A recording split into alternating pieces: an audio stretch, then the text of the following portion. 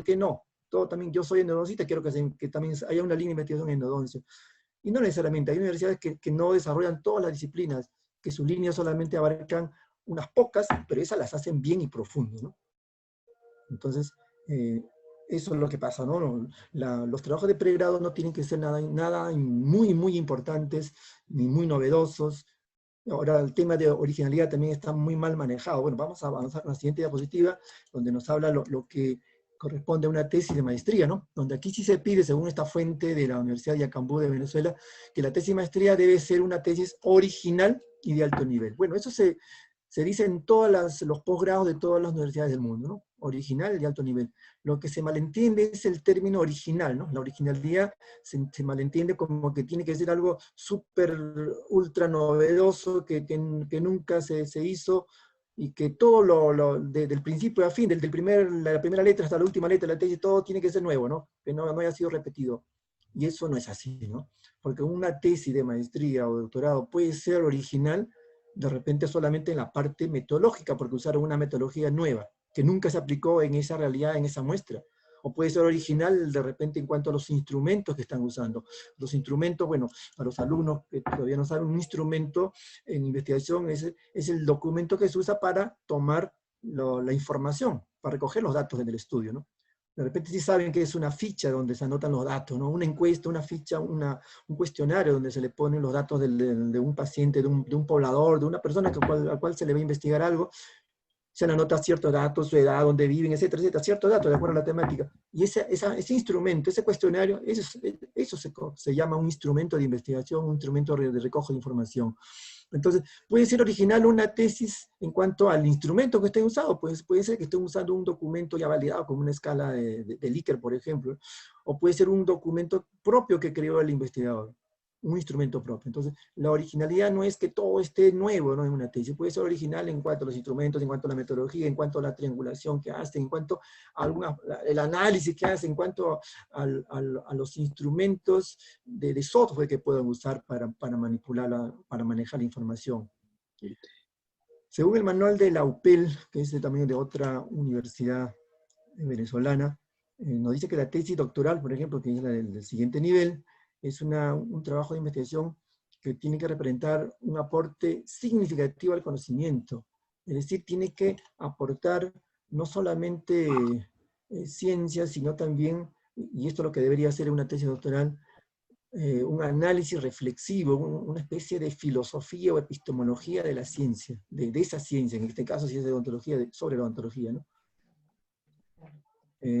Debe la tesis doctoral también reflejar la alta formación académica científica del tesista. Y sobre todo, y esto es lo más importante, debe reflejar en la tesis, debe estar clarísimo la independencia de criterio de ese autor. Es decir, ahí tiene que el autor poner su propuesta, su posición, su reflexión, su análisis personal. Si nosotros hacemos alusión a las tesis que podemos ver en cualquier posgrado, en el nuestro, no solo en el nuestro de nuestra Universidad San Luis Gonzaga, las tesis adolecen de esto, ¿no? Tienen casi cero de análisis, de reflexión, porque lo único lo único a lo que se limitan es a mostrar puros datos estadísticos, ¿no? Puras tablas, cuadros, y hacen la interpretación fría y numérica de eso, y no hay mucho análisis, a pesar de que tienen un rubro, un capítulo que se llama discusión de resultados, no se hace debidamente eso. Y eso es lo que debería ser, pues, la esencia de una tesis doctoral. Entonces, aquí hay varios niveles. Una cosa importante para todos, tanto para colegas que estén escuchando esto y también para los estudiantes, en lo que se hace en los diferentes niveles de los estudios, tanto de pregrado como de posgrado, ¿no? Los estudios de pregrado, que realmente se le llama estudios de bachiller, porque ese es el grado, el nivel que alcanza el estudiante universitario, ¿no? Acá le solemos decir, ¿no? Estudio universitario, estoy haciendo mis estudios universitarios.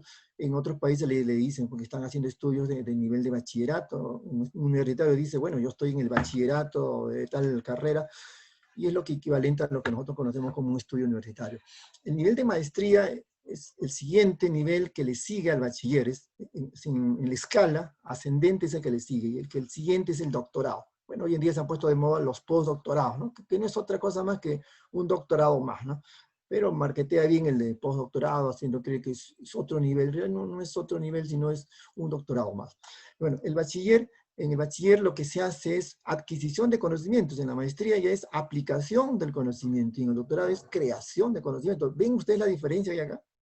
En el bachiller simplemente se aprende, no es como llenar un vaso de información, se adquiere conocimiento. En cambio en la maestría hay que aplicar ese conocimiento, hay que buscar una aplicación.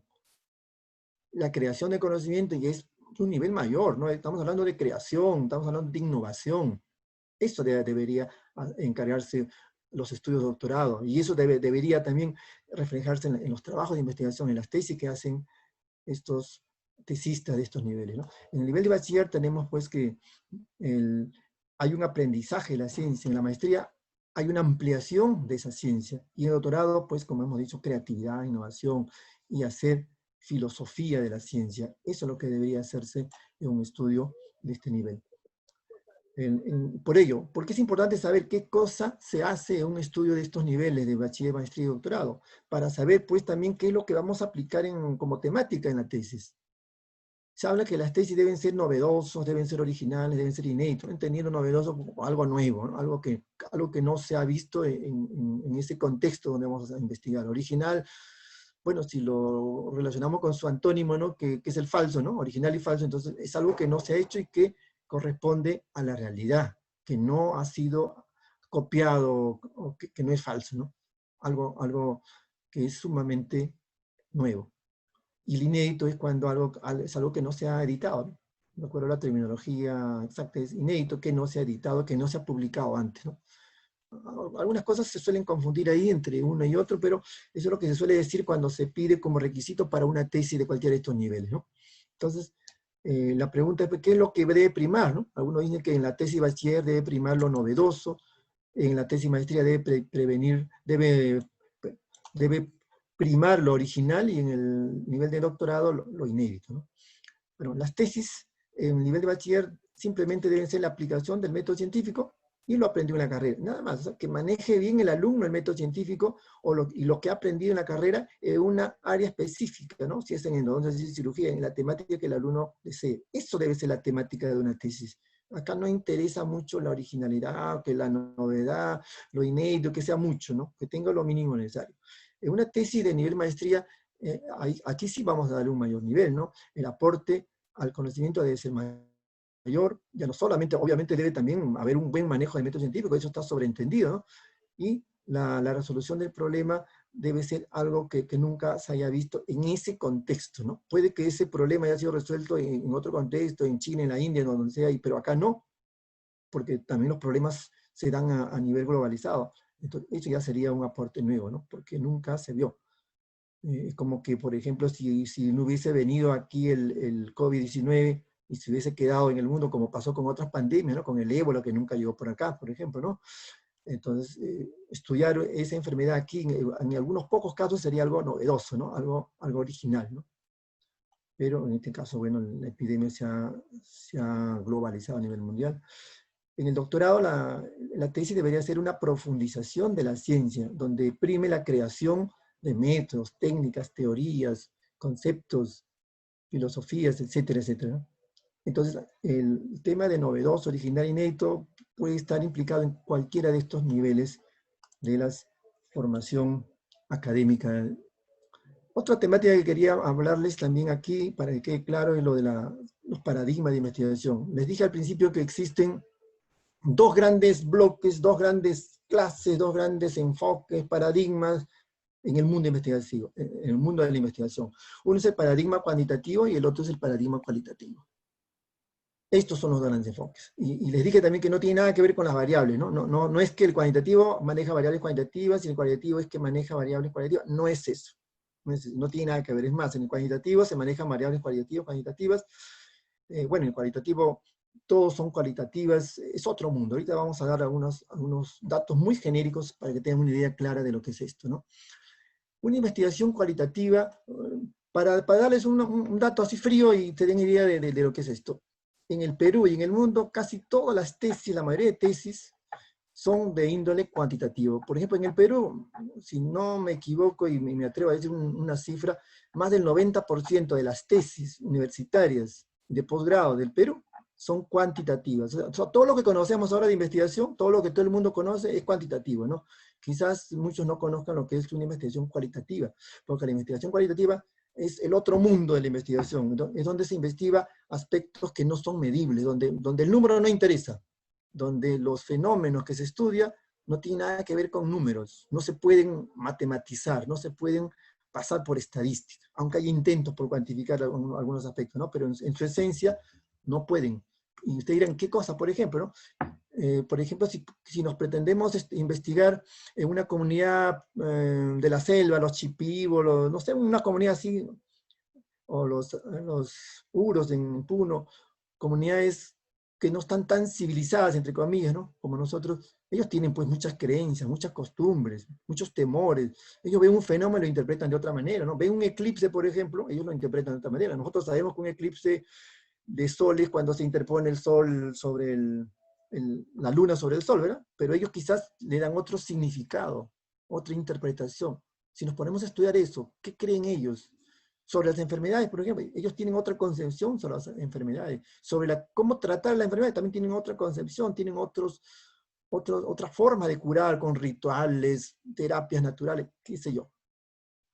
Todos esos estudios de creencias, costumbres, temores, miedos, aspiraciones, todo lo que es de índole mental, subjetivo, es lo que estudia la investigación cualitativa. No sé si hasta aquí se van dando cuenta. Y esto no se puede medir, no se puede matematizar. Son fenómenos únicos, ¿no? Entonces la investigación científica basada en las creencias, compromiso conceptual y criterios, arriba pues a dos grandes enfoques, ¿no? El cuantitativo y el enfoque cualitativo. Obviamente no voy a entrar en detalle de esto, solamente muestro que ambos paradigmas están respaldados por sus respectivas corrientes teóricas, filosóficas, ¿no? El cuantitativo por el paradigma positivista, el cualitativo por el paradigma naturalista, sociocrítico, que ya este es otro mundo que no vamos a entrar en profundidad. El paradigma cuantitativo ya sabemos que es aquel que se basa en teorías del positivismo, es decir, aquellas teorías que plantean de que todo se puede matematizar y que la única ciencia valedera, el único conocimiento valedero es el conocimiento científico, ¿no? Y que nada más que eso vale. Los investigadores de este paradigma cuantitativo, pues, mencionan de que todo lo que se puede investigar, para que sea investigación, tiene que ser cuantificable, o sea, tiene que ser llevado a los números. Por lo tanto, todo lo que estudia tiene que ser objetivo. En consecuencia, los fenómenos subjetivos, los fenómenos mentales, psicológicos, los fenómenos de significados no entran aquí, no se puede investigar, ¿no? El paradigma cualitativo, pues, entonces, tiene todas estas características, ¿no?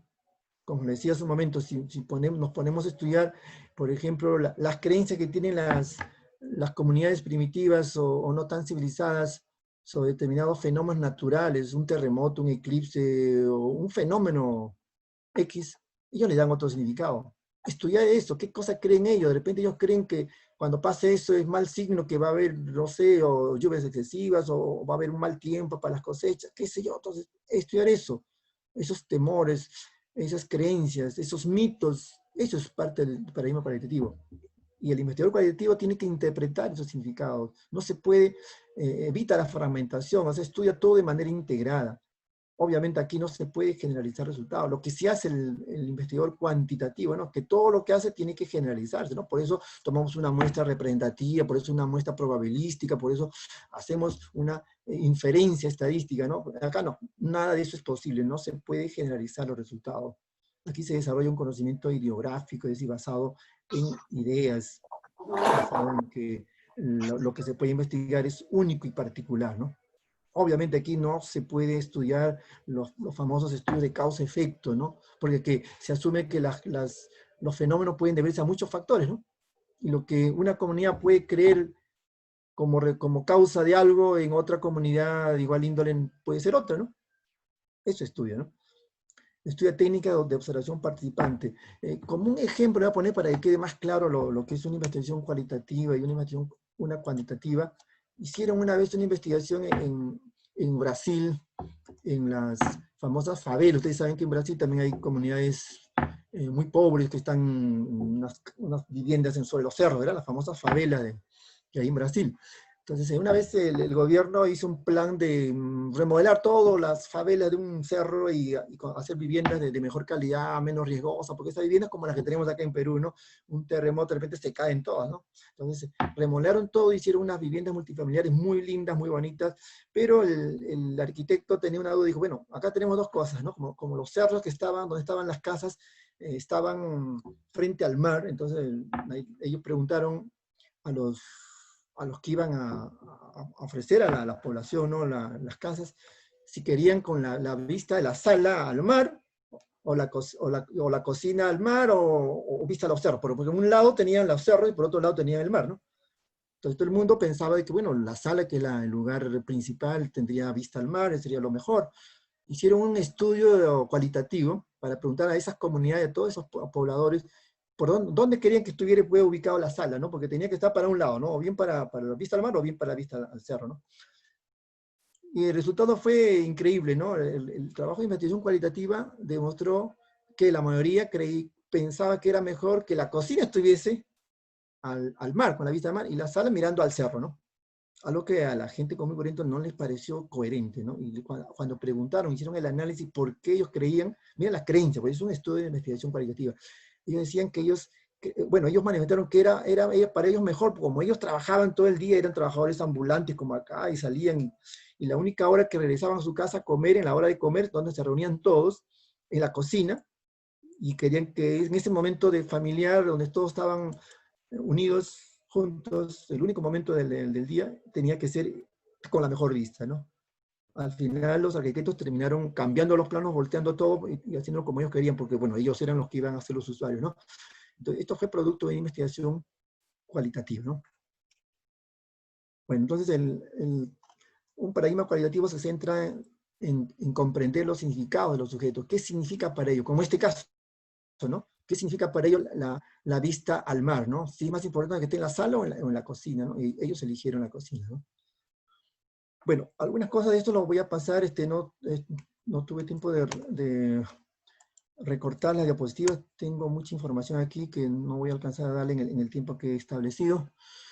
Lo importante que quede claro es que el paradigma cualitativo es un tema distinto, no es algo que usualmente hacemos en una tesis, pero es bueno entenderlo, ¿no? Que sí sirve, ¿no? Porque las investigaciones cualitativas ayudan mucho, por ejemplo, en temas de mercadeo, en temas de ventas, ¿no?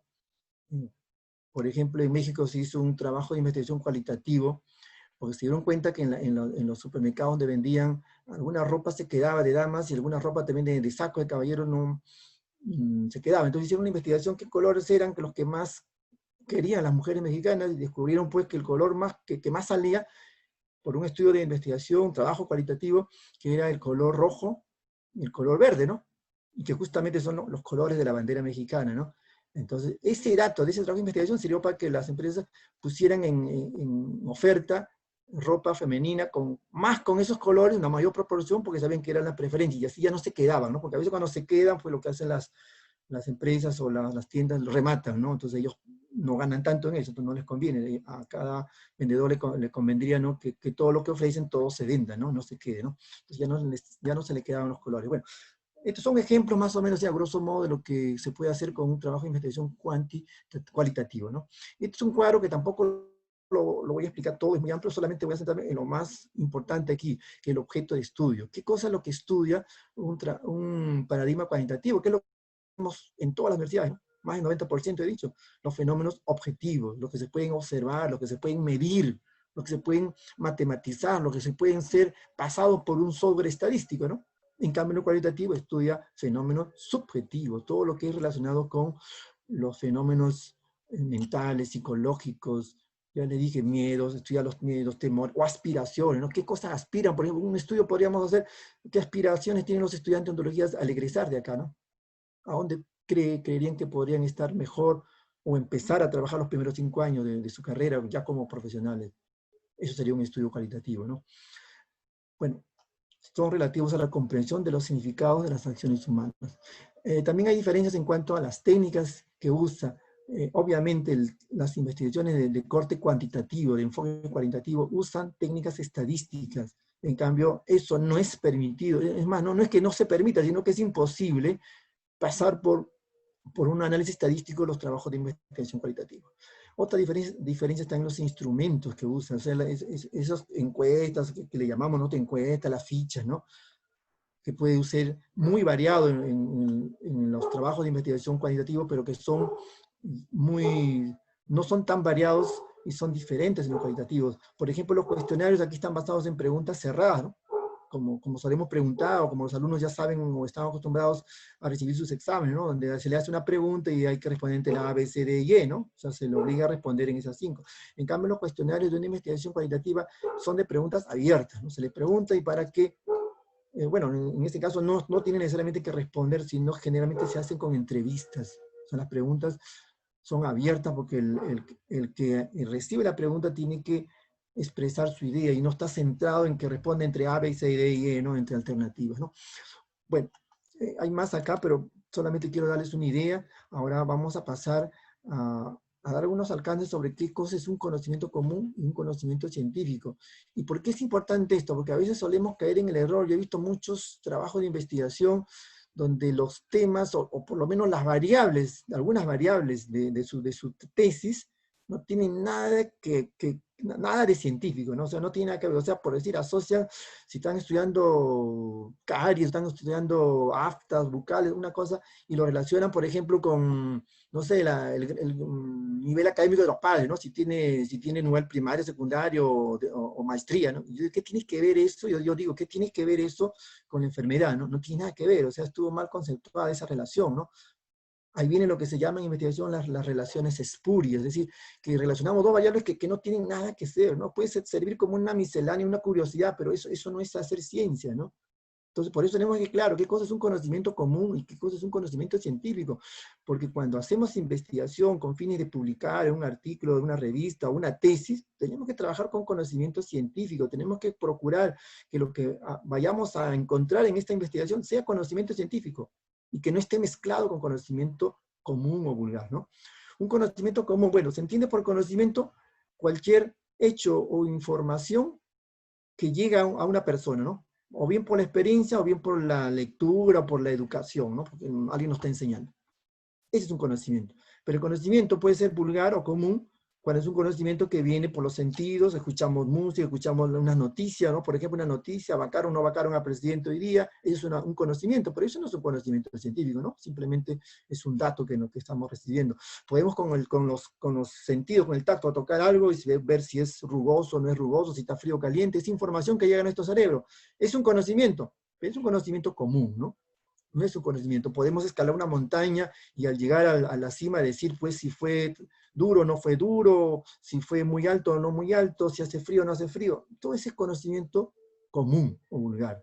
En cambio, el conocimiento científico es aquel conocimiento que es producto de una investigación, aplicando el método científico, que podemos también tomarlo de una fuente, de un libro, una revista científica.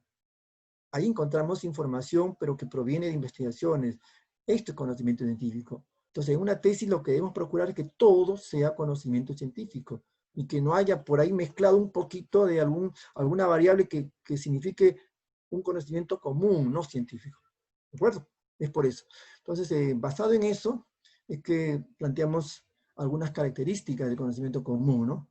Y que no lo voy a detallar porque yo creo que la idea que mencionaba en la diapositiva anterior quedó claro, ¿no? El conocimiento común para investigar no nos sirve, ¿no? El conocimiento común es sensitivo y superficial, ¿no? Es subjetivo, es dogmático, es particular, no es sistemático, es asistemático, ¿eh? Y muchas veces es inexacto, ¿no? Aquí entran a tallar pues las creencias, los mitos, las costumbres, todo lo que se transmite de boca a boca, eso que no necesariamente es cierto, ¿verdad? Las tradiciones. Bueno, y eso sería motivo pues, de estudios de tipo cualitativo más que de tipo cuantitativo, ¿no? El conocimiento científico es todo lo contrario, ¿no? Es racional, es fáctico porque tiene siempre su fuente, su referente en los hechos. Es contrastable, y esto es un rasgo fundamental, ¿no? Porque todo lo que el conocimiento científico descubre tiene que ser contrastable, ¿no? Es decir, cada vez que uno aplica un experimento tiene que obtenerse el mismo resultado. No puede ser que una vez hago, me salga un resultado, otra vez hago el mismo, bajo las mismas condiciones, circunstancias, y me salga otro resultado, ¿no? No es posible eso, ¿no?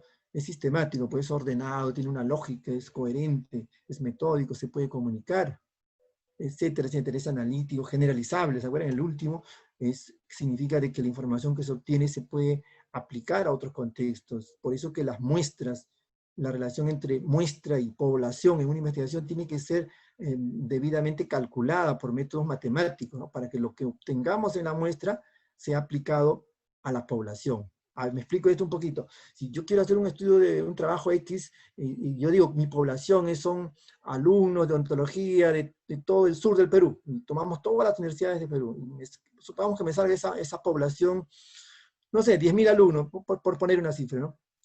Yo puedo tomar como muestra de esos 10.000, 1.000 alumnos nada más, haciendo cálculos matemáticos, pero esos 1.000 tienen que ser representativos, ¿no? Saldrán unos cuantos de acá, de la Universidad de San Luis, otros de la Universidad de San Agustín de Arequipa, etcétera, de todo el sur. Si yo hago ese cálculo del muestreo adecuadamente, bajo todos los parámetros establecidos, lo que yo obtenga en esos 1.000, yo puedo decir que eso ocurre en los 10.000. ¿Qué estoy haciendo? Estoy generalizando los resultados. Y a eso apunta siempre el conocimiento científico, a eso apunta las investigaciones de este tipo, ¿no? de este enfoque cuantitativo. La generalización, y lo que no es imposible hacer un trabajo de investigación cualitativa. Bien, aquí tenemos un cuadro diferencial entre el conocimiento científico y el conocimiento común, ¿no? El conocimiento científico se obtiene mediante la razón, el análisis y la evidencia, ¿no? La evidencia, que significa la prueba irrefutable de que algo sí o sí ocurre. Y esto es muy importante en investigación, que a veces tampoco, siendo característica básica de esta índole de tesis científicas, no se cumple, ¿no? Yo recuerdo una vez que unos alumnos habían hecho un trabajo de investigación donde probaban un extracto de aloe vera, ¿no? La sábila, y lo habían probado con cepas bacterianas, no recuerdo qué cepas, o de repente el Streptococcus mutant, algo así sería, no recuerdo, hace muchos años, y que ellos demostraron que, inclusive tenía la foto, me mostraron, yo creo que fui el revisor, y que en la foto obviamente se evidenciaba que en las placas Petri donde habían colocado ese extracto de aloe vera, no desarrollaban la bacteria, ¿no? Había un halo de inhibición. Entonces ellos agarraron, miraron eso y pusieron conclusiones que el aloe vera, el extracto que ellos habían usado, con la concentración que ellos usaron, tenía propiedades bactericidas, dijeron ellos, ¿no? Entonces yo le digo, ¿por qué dicen que es bactericida? Ahí está, doctor, mire la foto, ¿no? No crecen bacterias. Entonces, yo le digo, pero eso no prueba eso, ¿no? Eso no es de evidencia. Miren, estamos hablando acá de evidencia. ¿Eso qué evidencia? Lo que ellos miraban, que simplemente no se desarrolla bacterias en ese medio, ¿no? Que hay inhibición de crecimiento bacteriano. Eso es lo correcto, ¿no? Que sea bactericida, habrá que probar o no. Hacer otra prueba para ver si realmente los mata, ¿no? Una cosa es que los mate y otra cosa es que las bacterias no crezcan ahí, ¿no? Se están acercando y ven que esa sustancia es nociva y se alejan, ¿no? No crecen ahí. Eso se llama inhibición bacteriana, no es bactericida. Entonces, en el conocimiento científico, siempre la evidencia está ahí, es el kit de acá de todo el asunto, ¿no? En cuanto a los resultados, ¿no? En cambio, en el conocimiento común no hay nada de evidencia, no se obtiene por razonamientos, reflexiones sistematizadas, ¿no? A veces los conocimientos provienen del azar, provienen de creencias, de prejuicios, ¿no? Ideas que se transmiten de generación en generación.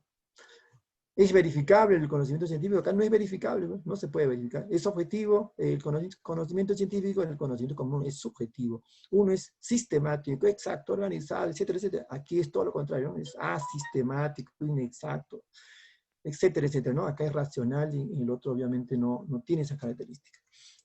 Vamos a avanzar más rápido para llegar a la parte, bueno, algo que yo siempre digo, que el conocimiento común es como ver un fenómeno, solamente la parte visible, con los sentidos, ¿no? Como ver un árbol y su tronco, pero el conocimiento científico es como ver la parte visible que está sobre la Tierra, pero también saber que debajo de él existe toda una estructura que aunque no se ve, sabemos que existe, porque sin raíz, pues un árbol no podría vivir, ¿no? Bueno, avanzando con esto, siempre pongo una imagen. Esta es la pirámide egipcia que todos conocemos, tiene una antigüedad de 4.500 años más o menos, y esto una de las proezas de esta cultura egipcia, y ahorita, hace 4500 pasó esto, y ahora, 2020, el edificio más alto que tenemos en Perú es la torre del Lima, del Hotel Westin, ¿no? Donde se realizan muchos congresos de ontología, que muchos habremos asistido ahí, y esto ni siquiera es tan alto como esto, ¿no? 30 pisos, esto equivale como a 40 pisos. ¿Cómo lo hicieron? Bueno, por eso es una de las maravillas, ¿no?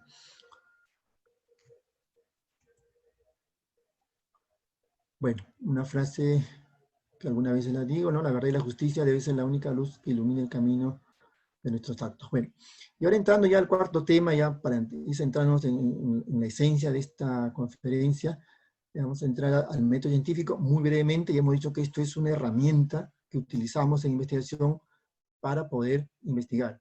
Entonces, si queremos hacer una investigación seria, adecuada, usando conocimiento científico, ¿qué herramienta usa? El método científico. Bueno, la etimología, la palabra método significa, o deriva de dos voces, meta, que significa con, y de dos caminos. O sea, significa literalmente, de acuerdo a la etimología, que es algo con camino, o algo encaminado, ¿verdad? Hacer algo con arreglo, un orden. Es decir, hacer algo no en forma desordenada ni al azar, sino hacer algo bajo un parámetro y orden predeterminado. Es una manera de proceder encaminada, no extraviada. Ese es un método. Entonces, pero el método científico entonces significaría que es un procedimiento que usa un pensamiento lógico, palabra clave. Es un camino para llegar a un fin, una meta, pero aplicando de manera ordenada, sistematizada, un pensamiento reflexivo. O sea, aprender el método científico nos ordena la mente, nos ordena el cerebro, y no solamente nos sirve para investigar, como siempre le digo a mis alumnos. El método científico no es solo para hacer tesis, nos sirve también para ser mejores odontólogos, para ser mejores amigos, mejores hermanos, mejores padres, etcétera, porque nos ayuda a ordenarnos mejor en nuestro actuar. Y ya van a ver cómo. Tiene mucha aplicabilidad, no solo para la investigación, por eso es muy importante hacerlo. ¿Eh? La estructura básica del método científico consiste en varios pasos, ¿no? Primero es observar, ¿no? Que no significa necesariamente usar el sentido de la vista, porque de ahí viene la palabra observar, ¿no? Es en realidad aplicar cualquiera de los sentidos. Es en realidad la observación, que es el primer momento científico, consiste en percibir un fenómeno, un hecho que nos llama la atención y que nos induce a investigarlo. Esa es la observación. Una vez que hemos visto ese fenómeno que ingresa a nuestro cerebro por alguno de los sentidos, o por simplemente el pensamiento, si ustedes recuerdan lo que pasó con la historia de Newton, ¿se acuerdan? Sentado en el manzano, le cayó una manzana en la cabeza, ¿y qué hizo? Comenzó a reflexionar. Ese simple hecho de que le cayera la manzana en la cabeza, que para algunos pudiera ser un hecho trivial y que él se hubiera molestado y de repente hubiera tirado la manzana por ahí, para él le generó todo una cascada de reflexiones, de pensamiento, ¿no? ¿Por qué cae? ¿Qué fenómeno ocurre? ¿Quién lo atrae? Etcétera, etcétera. Y toda esa idea que revoloteó en su mente y que empezó allí, terminó un tiempo después en elaborar una teoría, ¿no? La famosa ley de la gravitación universal. Bueno, entonces, ese segundo momento se llama la formulación del problema, ¿no? Hacer una pregunta científica. Pero después que hacemos la pregunta también tiene que haber una respuesta anticipada, ¿no? El investigador tiene que tener ya una respuesta anticipada, pero obviamente entre este paso 2 y este paso 3, ¿qué cosa hay acá? Para que haga la respuesta anticipada, tiene que haber leído mucha información, o sea, tiene que haber corrido mucha agua bajo el río, ¿no? Mucha información leída, muchos expertos consultados, ¿no? Porque otra forma de obtener información es consulta a expertos. Si quiero hacer mi tema de endodoncia, me voy a buscar al mejor endodoncista de mi universidad, mejor endodoncista de Lima, y con él consulto mi tema, ¿no? También revisando artículos en revistas, en libros, etcétera, ¿no? Entonces, entre este momento y este sí se puede hacer una búsqueda biográfica. Entonces, entre el momento 2 y 3 pueden haber semanas o meses y a veces hasta años, ¿no? Bueno, y esto es la fase que sigue pues, el método científico. También tenemos la experimentación, que es el siguiente momento, que eso que hemos planteado como hipótesis, esa respuesta tenemos que probarla, ¿no? Y luego llegamos a una conclusión, luego reportamos, informamos los resultados mediante una ponencia, mediante una publicación, un artículo, etc. Entonces, se hacen observaciones, se hacen preguntas, se generan hipótesis, respuestas anticipadas a ese problema, previa revisión de la literatura. Luego se hace la experimentación, que significa la prueba, no solamente en un laboratorio, sino la contrastación de los datos, ¿no? Cuando hablamos de experimentación, no se imagine que es un laboratorio, como se ve en el dibujo ahí, ¿no? Por ejemplo, si nosotros queremos investigar la relación que hay, por ejemplo, entre malnutrición y el estado de salud bucal o de caries, bastaría con que nuestros datos, nuestras tablas, nuestros gráficos nos indiquen que los niños que tienen más de nutrición, las barras más altas de nutrición, también están asociados con mayores niveles de deterioro bucal. Ya, mirando esto, ¿no? Esa es la prueba, eso equivale al laboratorio, como está en el dibujito, mirando las probetas, ¿no? que han probado una reacción. Eso, entonces cuando hablemos de experimentación no significa pues, laboratorio, ¿no? Eso sería la prueba, ¿no? Nuestros datos estadísticos nos están dando la relación que buscaban, ¿no? Sí, verdaderamente acá, los que tienen, el 80% de niños que tienen malnutrición también tienen los mayores niveles de caries, de deterioro bucal. Eso es la experimentación, ¿no? Entonces, eso nos puede generar nuevas teorías, ¿no? Y también puede variar el conocimiento que hasta ese entonces tenía, ¿no? Se puede reformular ese ámbito de conocimiento. Y bueno, esto es un ciclo, realmente eso puede generar nuevas observaciones, nuevos ciclos del proceso de investigación. En conclusión, entonces, el método científico debemos entenderlo como un procedimiento válido y fiable, ¿no? Válido porque mediante él se descubre lo que realmente queremos investigar. Es decir, no podemos confundir las cosas. Muchas veces he encontrado tesis que alumnos que quieren investigar, por ejemplo, el nivel ponen como variable la inteligencia, ¿no? El nivel de inteligencia. Y después cuando yo veo sus instrumentos, las preguntas, todo la forma como van a medir, y lo que me doy cuenta de lo que ellos están midiendo, yo le digo, no, tú no estás midiendo pues inteligencia, lo que estás midiendo es memorismo, ¿no? Y no es lo mismo memorismo que inteligencia, ¿verdad? Y quizás algunos pueden confundirse, ¿no? Hoy que ese alumno, mire, sacó 20, 18, 19, 20, 20. Qué inteligente es, decimos, ¿no? No, eso no es inteligencia, ¿no? Pudiera ser también memorismo, ¿no? De repente tiene una memoria formidable, ¿no?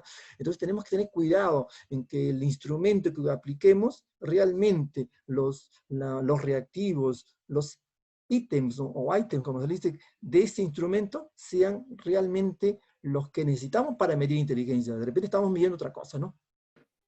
¿Se dan cuenta? Entonces, igual no podemos medir depresión y tristeza, que se parecen, ¿no? Entonces hay indicadores para medir tristeza, para depresión, que es un estado más grave, ¿no?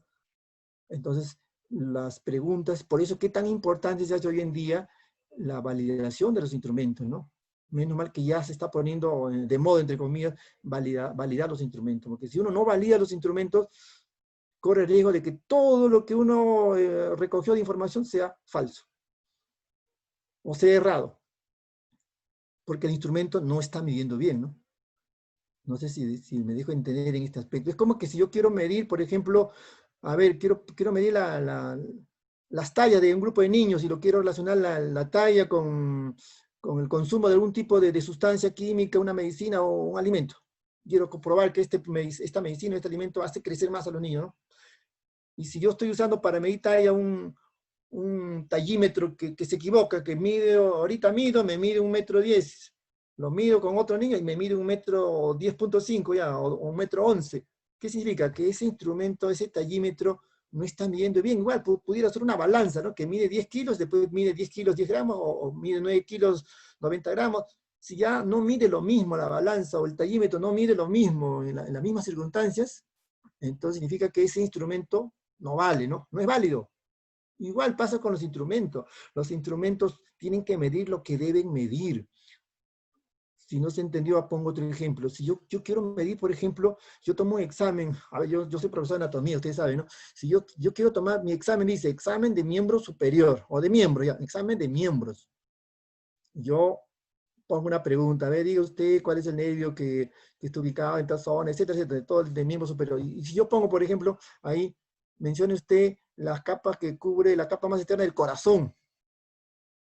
Miren, el examen dice ahí arriba, examen de miembros. Y le estoy poniendo una pregunta de corazón. ¿Qué significa? Que ese instrumento, ese cuestionario no va a medir, ¿no? No es válido porque no está midiendo miembro, está midiendo corazón, ¿no? También está midiendo corazón. Entonces, este es uno de los requisitos del método científico, la validez. Y la fiabilidad o confiabilidad se refiere a que si ese instrumento o este método, si lo aplicamos 1, 2, 10 veces, debe siempre dar el mismo resultado, ¿no? Eso es la fiabilidad. Bueno. Esto como conclusión para lo del método científico, y recordándoles que el método científico siempre parte de una realidad del entorno, y confronta la realidad con las teorías, bueno, con la teoría que hasta ese entonces es válida. Ojo, las teorías no son eternas, ¿no? Muchas teorías van cambiando, van modificando, y hasta se van quedando caducas y son reemplazadas por nuevas teorías. El método científico también está basado en técnicas. Las técnicas a su vez están basadas en procedimientos, y estos procedimientos también están sustentados en tareas. Todo esto en forma gradual. Las tareas hacen los procedimientos, las técnicas, y todo es parte de un método, de los métodos científicos. Los métodos nos permiten solucionar problemas nuevos, y también nos permiten verificar la validez de los conocimientos que ya existen. Y esta verificación pues conlleva a dos resultados, ¿no? Que se valide o que no se valide, ¿no? Si no se valida significa que aparece un nuevo conocimiento. De repente un fenómeno que se da con cierto resultado en un contexto geográfico X, en otro contexto no será, ¿no? Y lo descubrimos, ¿no? Lo descubrimos acá con una investigación. Bueno, para esto nos sirve pues el método científico.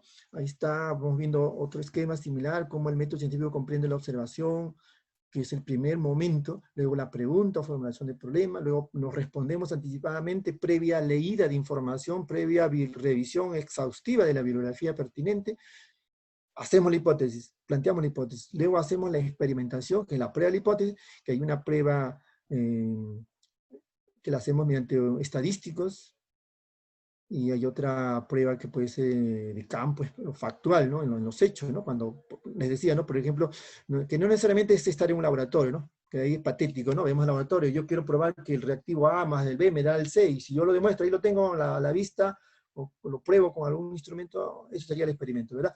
Pero también puedo demostrarlo en forma análoga con mis cuadros, ¿no? Yo estoy, como le dije hace un momento, yo estoy pretendiendo relacionar el estado de nutricional con las caries.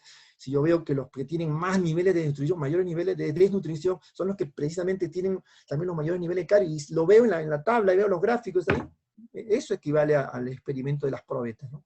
Ya estoy probando. Y la otra prueba es basada en la estadística inferencial, que es aplicar un estadístico inferencial, ¿vale? Por ejemplo, un Chihuahua, una TD-Student, una ANOVA, una correlación de Pearson, etcétera, etcétera. Hay todo un mundo de pruebas de hipótesis. Esa es la otra parte de probar la hipótesis, ¿no? Luego hacemos nuestros resultados, y con ello podemos llegar a formular nuevos modelos, nuevas teorías, refutar lo que hasta ese entonces tenían. Y eso termina, pues, no termina ahí, sino termina con el informe y comunicación, que significa publicarlo mediante una tesis, hacer una exposición, una ponencia en un evento científico, o publicarlo en una revista científica indexada, que es lo que se estila hoy en día, ¿verdad? Entonces, vamos a continuar. Y estos son los momentos, yo, bueno, debí quitar, tengo muchas diapositivas sobre esto. Bueno, la observación, que ya saben, bueno, como recapitulación, lo volvemos a repetir rápidamente. El primer momento significa no solo la aplicación de los ojos, como lo dice el nombre, observar, no es usar la vista, pero es también usar los sentidos. Es la percepción de un fenómeno que ocurre en el medio, en nuestro entorno, en la realidad, se dice, en la realidad, y que nos llama la atención y que nos induce a investigar. Eso es. Y también podemos hacerlo con el pensamiento, hemos dicho. Les conté el ejemplo de la teoría de la gravitación, que fue desarrollada por este investigador Newton. Y también puede ser por medio de sueños. No sé si ustedes saben la historia de Singer, es el que creó la máquina de coser, la famosa máquina Singer, ¿no? Él tenía un problema cuando tenía su prototipo de máquina, se le rompían las agujas, ya estaba loco, no sabía qué hacer. Entonces, un día en sueños, él se sueña que está en la selva y lo persiguen unos indios, unos salvajes, y le lanzan, pues lanzas, y que ni una lanza le cae, pero él en su sueño corre y ve por al costado cómo las lanzas van pasando por su lado, pero él se da cuenta que en el sueño que las lanzas tenían un agujero en la punta, ¿no? Y él se despierta, y bueno, esa era la señal, ¿no? Él hace, en ese momento, él las agujas que él, del prototipo que usaba, tenían arriba el agujero, ¿no? Entonces él cambia eso, a raíz del sueño, pone el ojo de la aguja en la parte inferior, como hasta ahora se usa, ¿no? Y ya no se le rompió nunca más las agujas, ¿no? Entonces, miren, las ideas, la observación de un problema puede surgir con sueños, la intuición, las experiencias o los sentidos, ¿no? Una vez que pasamos ese proceso de observación, miren, y eso es lo que tienen que hacer todos ustedes, los que están pretendiendo hacer tesis, tienen que empezar buscando o encontrando algo que les ha llamado la atención, ¿no? Recordar qué cosa les llama la atención de su práctica clínica, de su práctica preprofesional, o qué cosa han encontrado de interesante leyendo información. Entonces, una vez que han observado, planteamos el problema, formulación de problemas, no nos cuestionamos, y utilizando preguntas, ¿no? ¿Qué pasó? ¿Qué relación hay? ¿Cómo? O sea, las preguntas siempre empiezan con eso, ¿qué, cómo, de qué manera, qué relación hay, qué consecuencias tienen, etcétera? Y luego agregamos las variables, los temas que queremos estudiar, ¿no? Luego viene la elaboración de la hipótesis, como les dije, que es la anticipación de la respuesta a ese problema. Es formular una respuesta anticipada. Es como cuando uno dice, ya, se me prendió el foco, ya sé por qué ocurre esto. Pero obviamente eso ocurre después de haber leído un montón de información, o haber hecho un montón de consultas a expertos, y eso puede tomar semanas o meses, y a veces hasta años. Hay historias muy, muy interesantes que alguien demoró años, ¿no? Como que descubrió o planteó la teoría de la evolución, ¿no? Bueno, pero es otra historia del área que no nos voy a contar por ahora. Luego viene la informe comunicación, que es la difusión de ese conocimiento. Bueno, aquí está lo que he mencionado, la observación, planteamiento, elaboración de hipótesis, prueba de hipótesis, el informe o comunicación. Ya mencioné esto. Y miren algo curioso, estos momentos que ocurre cuando uno hace una investigación, lo hace implícitamente hasta un bebé. Miren, cuando un bebé de esa edad, menos de un año, ¿no? Está en el suelo, lo deja la mamá un rato ahí, y si el bebé encuentra un objeto, algo en el suelo, le llama la atención, ¿verdad? Eso equivale a la observación, ¿no? Acaba de percibir un fenómeno de la realidad. Observación. Aquí está usando la vista, el tacto y hasta el gusto, ¿no? Porque generalmente lo lleva a la boca, ¿verdad? Entonces, lo toma, y eso equivale a la observación. Y obviamente en la mente del niño, ustedes saben que como lo lleva a la boca, el bebé quizás piensa que todo es alimento, ¿no? Todo es alimento. O que quiere experimentar a través de la boca, que es como un laboratorio para indagar, para saber. Entonces aquí viene el momento observación y de la formulación del problema, ¿no? Es un alimento, vamos a suponer que el bebé piensa que es un alimento. La fase 3 de este ejemplo viene cuando ya lo está saboreando, y supongamos que eso que cogió es, no sé, algo amargo o ácido, de repente no sé, un limón, una aceituna, o algo amargo, o algo de sabor desagradable, ¿no? ¿Qué es lo que está haciendo el niño ahí? Está probando su hipótesis, ¿verdad? Es lo que prueba. Si es algo amargo, obviamente, está retrasando su hipótesis, porque él pensaba que era algo agradable, y si es algo desagradable, va a llorar, ¿verdad? Va a llorar, ¿y qué va a pasar? Al llorar va a llamar la atención de la mamá, ¿verdad? Entonces está comunicando su resultado. El llanto equivaldría a que está comunicando su resultado, de que encontró algo desagradable, ¿no? Obviamente no era lo que pensaba, acaba de rechazar su hipótesis, porque esta fase de la prueba de hipótesis tiene dos resultados, ¿no? Que se acepte o que se rechace la hipótesis. Y en eso consiste todas las investigaciones. Y ojo, aquí también viene una recomendación. El hecho que una investigación, una tesis de un alumno no pruebe la hipótesis no significa que está mal todo el trabajo, ¿no? Porque también me pasó una vez, hace muchos años, un grupo de alumnos del cual yo asesoraba, y que estaban relacionando, a ver si recuerdo, era que el tipo de perfil facial, era un tema casi como de ortodoncia, el perfil facial lo relacionaban no sé, no recuerdo qué variable, pero la cosa es que me llamaron los chicos muy preocupados, casi llorando, ¿no? Doctor, que el trabajo no sirve, que tenemos que hacer otro. ¿Y por qué? Le digo, porque no hemos probado nuestra hipótesis, ¿no? Sale lo contrario de la hipótesis. Nosotros habíamos planteado que hay una relación entre esta variable, y no hay relación, no hay relación. Yo le dije, tranquilos muchachos, reúnan otra vez, retabulen todo, digo, ¿no? Otra vez, vayan a las fichas otra vez, revísenlas, vuelven a tabular, hacen otra vez el procedimiento y salí con ellos. Y me avisan, ya, lo hicieron, me llamaron, doctor, lo mismo, sale lo mismo, dijo. Varió un poquito, pero no, es lo mismo. Entonces yo, tranquilo, le dije yo, tranquilo, porque lo que acaban de probar ustedes es que su hipótesis, no, la hipótesis que ustedes se basaron, porque ustedes se basaron en información. ¿En qué información se basaron? Ah, un estudio que he hecho en Colombia, en tal lugar. Muy bien, pues lo que pasó en esa realidad colombiana, de los cuales ustedes tomaron como referencia para elaborar su hipótesis, acá no se cumple. Pero nuestra realidad, ellos lo hicieron en niños de un colegio, pero los aquí, que es algo por ahí, ¿no? Esos niños tienen otra realidad, su patrón craneofacial es distinto, no es lo mismo, entonces está saliendo otra cosa, y eso, tranquilos, si ustedes han hecho bien todos los procedimientos metodológicos, el resultado de la prueba de hipótesis es irrelevante, no pasa nada. Ahora, aquí viene también otra cosa, que muchas veces esto no se entiende, los alumnos creen como no salió la hipótesis favorable como querían, o sea, que no probaron la hipótesis, no rechazaron su hipótesis, ¿no? O sea, terminaron aceptando la hipótesis nula, entonces significa que hay que variar, y lo que hacen es distorsionan, cambian al revés, ¿no? Entonces modifican, adulteran, ¿no? Ya que entramos en tema de ética, que podría ser otro tema que hablemos en algún momento, ¿no? La ética en investigación, que alteran, o sea, si su hipótesis de una manera la cambian, y de tal manera que uno se da cuenta, ¿no? Yo me doy cuenta cuando ya han cambiado, le digo, ¿saben qué? Ustedes han cambiado, esta no era su hipótesis, ustedes las han cambiado, porque siempre se da uno, no hay crimen perfecto, dice, ¿no?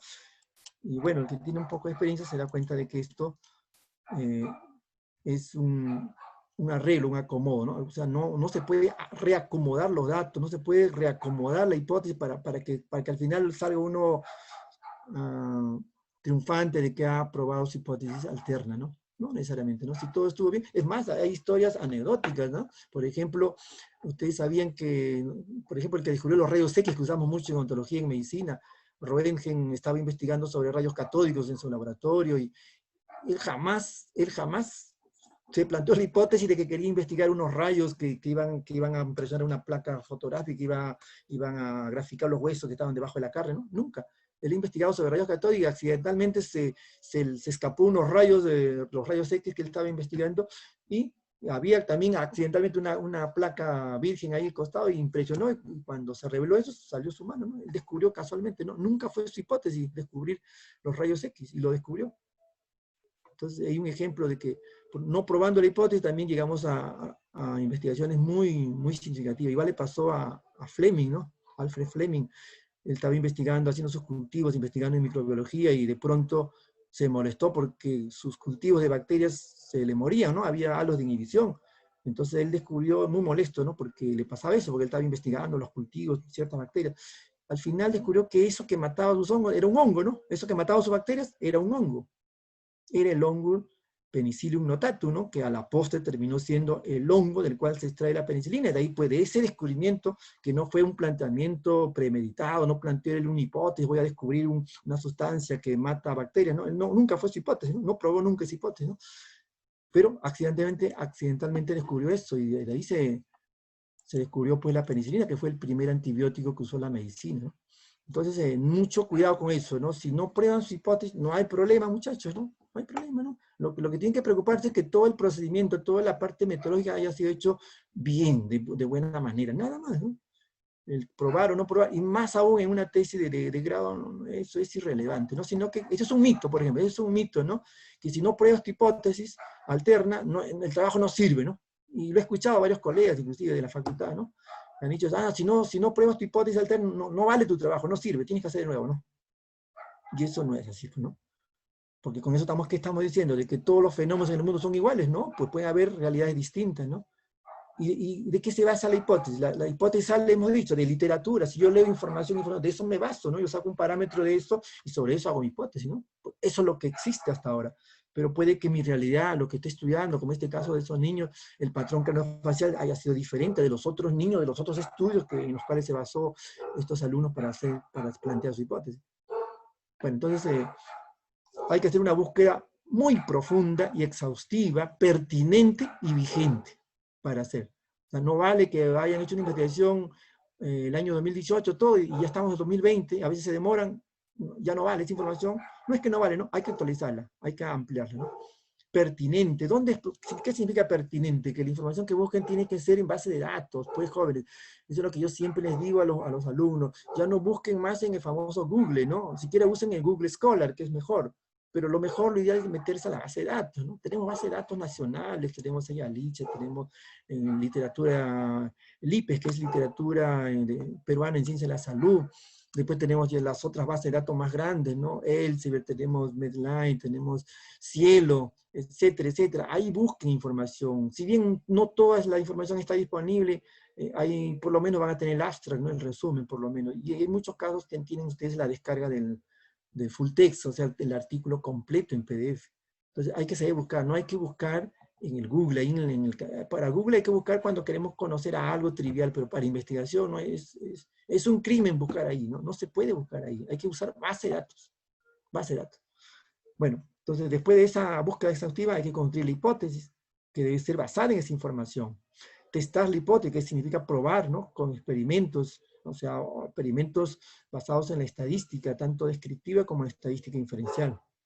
Luego se analizan los resultados y de ahí las posibilidades que sea falsa la hipótesis, o bueno, en realidad no se dice falsa, sino se dice que se rechaza la hipótesis o se acepta la hipótesis, ¿no? En cualquiera de los casos se hace el informe. Acá no dice, ¿no?, que si es falsa se regresa, se cambia, no. Los dos casos son válidos, ¿no? Y se realiza el informe. ¿Correcto? Entonces, cuando acá dice que se vuelve a pensar en se intenta de nuevo es cuando se puede hacer un ajuste, pero no por el hecho de que sea falsa, hay que hacer algo para que se resulte verdadero, no. Eso no trata de decir esta información, ¿no? Bueno, esto es un papel muy importante porque este cuadro nos va a dar un poco una idea de cuáles son los momentos del proceso de investigación científica. Ustedes observan ahí las líneas de tiempo. El proyecto de investigación y la tesis no son lo mismo, ¿no? Si bien hay un formato, en la facultad y en la universidad existe un formato de proyecto y existe otro formato de tesis. Muchas veces el alumno que empieza dice, pero ¿qué? ¿No es lo mismo que el proyecto de la tesis? No, son dos documentos distintos, ¿no? El proyecto de investigación es un documento en el cual se explicita todo el proceso desde la planificación, la estructuración, hasta la terminación de todo lo que se va a hacer, ¿no? O sea, se tiene que decir en el proyecto todo lo que se va a hacer, pero todo en el papel, no se hace todavía nada de trabajo de campo, no se hace nada de ejecución de trabajo, ¿no? Implica, de acuerdo a los momentos que hemos estudiado, el proyecto, la observación, planteamiento del problema y la elaboración de la hipótesis, ¿no? Esos tres momentos corresponden al proyecto. Cuando hablamos del momento prueba de hipótesis y el informe, esos dos momentos corresponden al informe de investigación. Entonces, esto corresponde ya a un segundo momento. Cada uno, el proyecto y la tesis, tiene un documento. Ambos son sometidos a procesos de revisión por jurados, y ambos terminan en una resolución, ¿no? Cuando ustedes hacen un proyecto, el proyecto en la facultad, si es aceptado después de haber sido revisado y corregido, le dan una resolución que indica que ya el proyecto ha sido aprobado y que significa que recién van a empezar a ejecutar su trabajo de investigación para elaborar su tesis. En la tesis, en la fase de trabajo de campo, se dice esto, trabajo de campo, les tienen que ejecutar lo que estaba planificado. Es decir, aquel instrumento que ustedes elaboraron, o sea, un cuestionario, una lista de cotejo, una guía de observación, una escala de Likert, lo que ustedes hayan decidido hacer ahí, lo aplican acá, de acuerdo al tamaño. Si tu tamaño, su muestra era 140, en esos 140 lo aplica. Luego procesan la información, hacen un procedimiento estadístico, hace un análisis estadístico descriptivo primero, luego un análisis estadístico inferencial que tiene el objetivo de probar la hipótesis, luego elaboran los resultados, primero muestran los gráficos, las tablas, hacen una interpretación de esas tablas y gráficos, hacen resultados, discusión, conclusiones y recomendaciones, ¿no? Cada uno de estos momentos también tiene sus características, sus recomendaciones, que de repente en otro momento lo haremos, porque el objetivo de esta charla simplemente es darle un panorama a todo el proceso de investigación. Este es todo el proceso de investigación completo. Y esto termina con la tesis, pero que no es la única forma, ojo, la elaboración de una tesis no es la única forma de difusión de una investigación, sino tenemos las otras opciones, la de publicación de un artículo, y tenemos la otra opción de la presentación en un evento científico, en un congreso, en un evento, exponer esa investigación. En muchas universidades están optando ahora no solo en la opción de tesis, sino la publicación de trabajo de investigación. Hay muchas facultades de odontología, estomatología, que ya no piden tesis, sino le piden al alumno que elabore un artículo científico. Y basta que ese artículo sea aceptado por una revista para que se considere como que ya hizo la tesis, equivalente a la tesis, ¿no? Eso equivale, ¿no? Es otra forma también rápida, porque el trabajo de tesis es un poco más engorroso, toma mucho más tiempo. En cambio un artículo científico podría ser más rápido, ¿no? Aunque no digo que sea más fácil en términos metodológicos, la metodología es la misma, ¿no? El rigor científico debe ser el mismo. Bueno, entonces son las opciones que existen. Entonces cuando alguien va a iniciar una investigación, siempre hay que tener claro que hay preguntas clave. ¿Qué voy a investigar? Y ahí estamos haciendo alusión a las variables, a la temática del tema, ¿no? ¿Qué voy a investigar? Por ejemplo, caries y desnutrición, como decía hace un rato, ¿no? Ya, entonces, caries, ¿qué relación hay entre caries y desnutrición? O al revés, ¿no? ¿Qué relación hay entre la desnutrición y la caries? ¿Para qué? Eso indicaría los objetivos, ¿no? ¿Para qué? El propósito, ¿para qué voy a investigar, no? ¿Por qué? ¿Cómo? ¿Cuándo? ¿Con qué? ¿En quiénes? ¿Cuál es el fundamento? Ahí, por ejemplo, el cómo me indica metodología, ¿no? ¿Qué? ¿Cómo voy a hacerlo? ¿Qué método voy a usar? ¿Qué instrumento voy a hacer? ¿Qué técnica de muestreo voy a utilizar? Etcétera. ¿Cuándo? Eso está en el rubro de cronograma, ¿no? O sea, ¿cuándo? Tengo que tener claro, en el proyecto tiene que estar explicitado por etapas. ¿Qué voy a hacer yo en la primera etapa, en el primer mes, segundo mes o por semanas? Todo está especificado. Cuándo se inicia y cuándo se termina, y en un cuadro que generalmente se usa un diagrama de Gantt, donde se pone los meses y las o semanas o quincenas, de acuerdo a la naturaleza de cada trabajo, y debe estar clarísimo ahí para que no haya problemas en desfases de tiempo, ¿no? Y justamente eso sirve también para cuando queremos informar los avances, los famosos avances de investigación. ¿Con qué? ¿No? ¿Con qué? O sea, indica recurso, ¿con qué? El presupuesto, ¿con qué lo vamos a hacer? ¿Autofinanciado? Bueno, las tesis generalmente son autofinanciadas o van a ser financiadas por alguna entidad. ¿En quiénes? O sea, ¿quién, la muestra, la población? ¿Qué va a ser? Niños, ancianos, pobladores, etcétera. ¿Y cuál es el fundamento? Es decir, ¿en qué marco teórico, en qué teorías se fundamenta esta investigación? ¿No? Todo eso está clarísimo. Si algún proyecto de investigación adolece de esto, yo hago la pregunta, ¿no? ¿Qué vas a investigar? ¿Para qué? ¿Por qué? ¿Cómo? Si alguna de estas preguntas no la sabe resolver el tesista o no está explicitado en el proyecto, bueno, no sirve, ¿no? No cumple los requisitos. Esto está claro, ¿no? Porque un proyecto bien hecho debe estar hecho de tal manera que el que lo hizo podría no hacerlo, no ejecutarlo, y otro investigador podría hacerlo. Y eso pasa muchas veces en Europa, ¿no? Muchos proyectos se presentan a concursos, sobre todo cuando hay concursos de investigaciones financiadas, donde se presenta el trabajo y el trabajo es ejecutado por un equipo de investigación, pero el proyecto tiene que estar tan bien hecho que los que ejecutan, que no son los que elaboraron el proyecto, lo tienen que hacer tal como lo hubiera hecho el creador de ese proyecto, el que ideó ese proyecto, ¿no? Con los resultados planificados. O sea, tiene que estar todo ahí. Y a veces pasa, muchas veces, cuando yo reviso las tesis, tanto de pregrado o posgrado, que no me queda claro, yo leo el proyecto y no me queda claro el cómo, ¿no? Por ejemplo, el cómo lo va a hacer, sobre todo ahí, es un punto crucial, el cómo, la metodología. Pero cuando yo le pregunto, por eso me gusta que las asesorías sean personalizadas, porque eso que me dicen, por ejemplo, hoy día una alumna, el doctor le mando a su correo, usted lo revisa. No, yo no hago esas revisiones así solo, porque yo quiero preguntarle a la persona, pues, el cómo lo hiciste, cuál está, cómo es su criterio. Y a veces, muchas veces, no está explicitado en el proyecto, pero sí el alumno, el tesista, sí lo sabe. Sí lo sabe. Me dice, no, doctor, yo pienso, ¿y por qué no pusiste eso? Es que muchas veces creemos que, como ya sabemos, tenemos todo en la cabeza cómo lo vamos a hacer, ya no es necesario ponerlo, ¿no? Pero sí, todo tiene que estar puesto como si otro lo fuera a ejecutar. Ese es el criterio. O sea, hay que escribir el proyecto como que si otro lo va a ejecutar, como que si otro lo va a leer y lo tiene que entender como uno. Entonces ahí no vamos a obviar nada, ninguna información. Todo tiene que ser escrito en el proyecto. El proyecto tiene que consignar todo, no solo es también las partes metodológicas. A ver, discúlpeme, salí. Sino también las partes presupuestarias, las partes administrativas.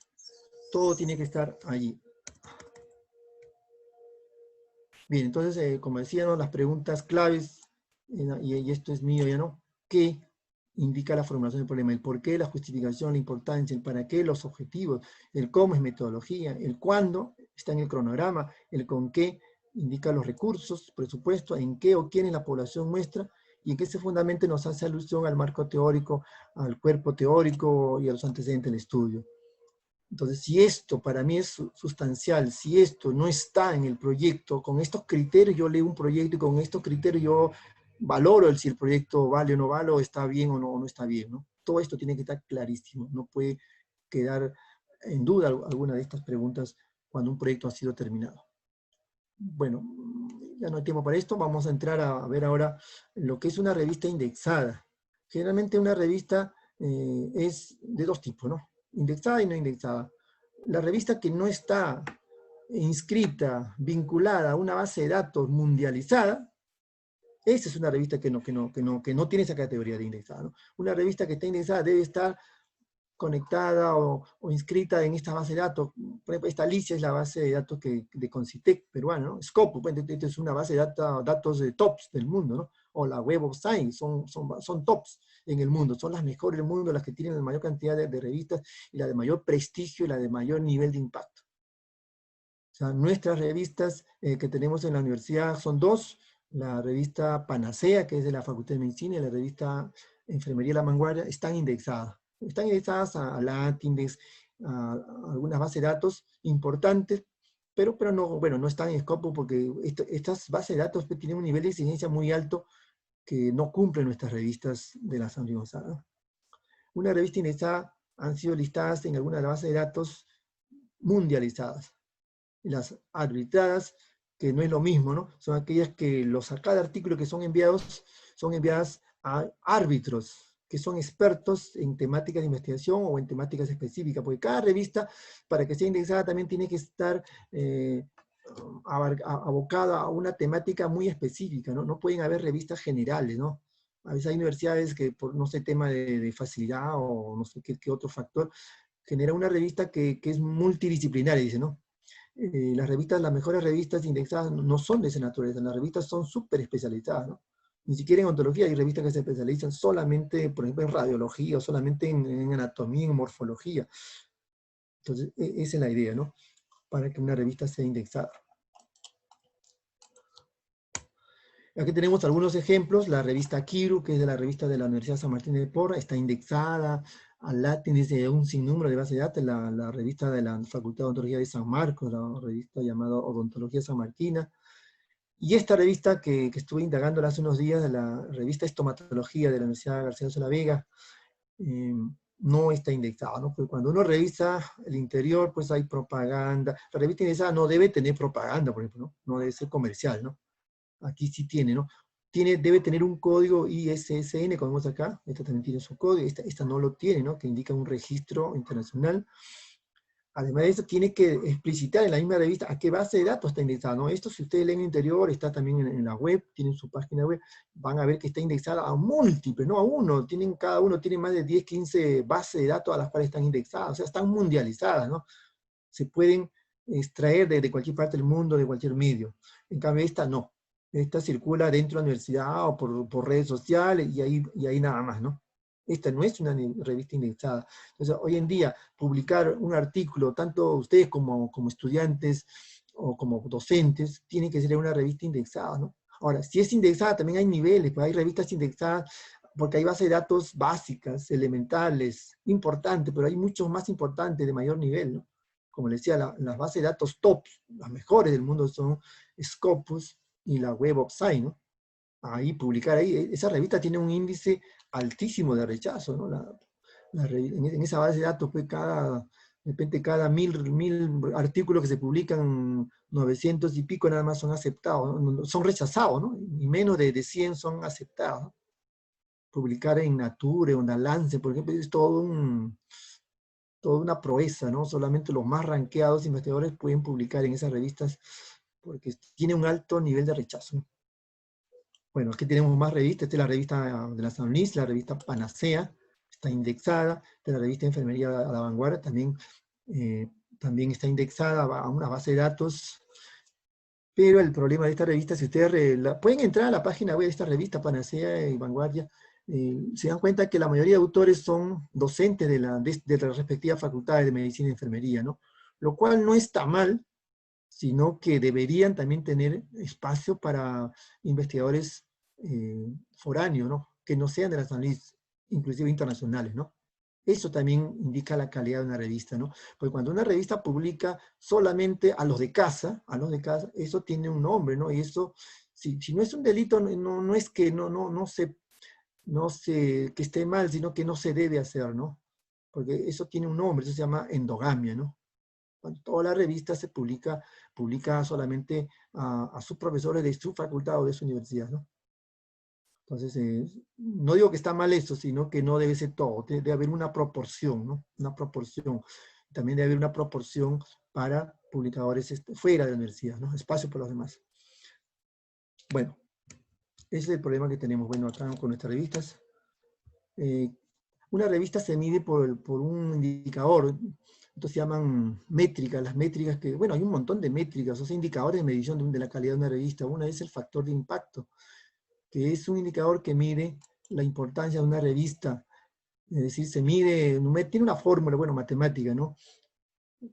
Otro indicador, otra métrica es los cuartiles, que se indican hay 4 cuartiles, ¿no? El cuartil 1, 2, 3 y 4, que también se le conoce como Q1, Q2, Q3, Q4. Las mejores revistas, las que tienen mayor nivel de impacto, las mejores son las de Q1. Es como cuando decimos en estudiante estás en el tercio superior, ¿no? Es como decir Q1, Q2, Q3, ¿no? Q1 sería lo que está en el tercio superior, ¿no? Algo así. Q1 es el que está en el... Podemos equivaler acá a decir el cuarto superior, ¿no? Porque son 4. El Q4 son ya del montón, ¿no? Están en el 100%, es cualquier revista, ¿no? Estos están entre el 25% del tops, del ranking de las mejores revistas con mayor nivel de impacto. Y yo les pongo como ejemplo esta revista que menciona acá, Comunicar. Es una revista que está indexada a múltiples bases de datos en Scopus, que ya les dije que es una base de datos top mundial, es la segunda del mundo en factor impacto. Esta revista que está aquí, la tienen al lado, está especializada en temas de comunicación, educomunicación y en educación, temas educativos. En esta base de datos, en la Journal Citation Report está en el Q1, o sea, en el primer cuartil, tanto en el ámbito de la temática de educación en España como en el tema de comunicación también en España. En Scopus está en el Q1 en educación, Q1 en comunicación y estudios culturales, etcétera. También está es la segunda revista indexada en Google Scholar y así. Esta es una revista, por ejemplo, tops en su campo en España y en el mundo. Bueno, los cuartiles están acá, entonces la calidad de una revista se puede medir por muchos indicadores. Aquí presentamos, por ejemplo, la calidad científica de los artículos, de los mismos artículos, la calidad editorial. La mejor revista es la que tiene pues un cuerpo editorial, un editor en jefe que es un investigador y que también sabe gestionar bien la revista. O sea, cada vez que envían un investigador un manuscrito a la revista, tiene que tener un tiempo prudencial, ¿no? No puede demorar mucho en dar una respuesta. La derivación a los revisores científicos también tiene que ser con un tiempo prudencial.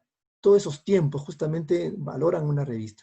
La visibilización, es decir, que esté mundializada, y eso depende de la gran cantidad de bases de datos a la cual esté indexada la revista. Y la accesibilidad también es algo muy importante, porque muchas veces es visible, pero no se puede acceder, ¿no? Porque muchas veces requiere un previo pago o suscripción.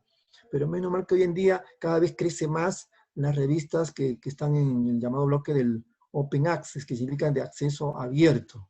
Cada vez hay más, ¿no? Y esto surgió en Latinoamérica, porque en Europa casi todas las revistas cuando empezaron hace varias décadas, todas las mejores revistas, sus mejores artículos, si uno quería acceder tenía que pagar, ¿no? Y era caro a veces acceder. Pagar unos 50, 80, 100 dólares por un artículo en esa época era muy caro. Yo recuerdo cuando hice mi tesis de maestría en San Marcos, ya hace no sé cuánto, en el año 94, traje unos artículos de una base de datos de Brasil. Cada artículo, 10 dólares, por ejemplo, era carísimo, ¿no? Para hacer la tesis, ¿no? 10 artículos eran 100 dólares, ¿no? Era caro para un latino, ¿no? Con una condición de nosotros, ¿no? Menos mal que ahora esa misma calidad de artículos uno las obtiene gratis ahora, ¿no? La base de datos cada vez está más liberada, ¿no? Bueno. Para ahorrar tiempo, vamos a pasar algunas cosas. Quería hablar un poco más de esta revista Comunicar. Esta revista Comunicar tiene 27 años de edición, 1850 artículos, se publica en español, portugués, y los resúmenes están hasta en chino y en otros idiomas. Tiene 728 investigadores revisores científicos internacionales de 48 países del mundo. Ya le dije, su especialidad es la de comunicación, educación y TICS. Los datos de aquí ya los mencioné, es una revista TOPS. Si ustedes entran en esa revista, al área de revisores, donde está la flecha, van a encontrar esta página, esta área, ¿no? Del Comité Internacional de Revisores, y acá los revisores científicos. Ustedes corren, bueno, tienen que correr bastante aquí porque son 728 revisores de 48 países, y van a encontrar ustedes que ahí me encuentro yo como revisor científico de hace ya 3, 4 años soy revisor de esta revista. En esa época que inicié, éramos 2 peruanos, una doctora de la Católica, pero aquí veo que hay un doctor también de la Católica, y como ven, tienen revisores de diferentes países, de Venezuela, de Australia, Ecuador, etcétera, etcétera. Obviamente tiene mucho más españoles, porque la revista es española, ¿no?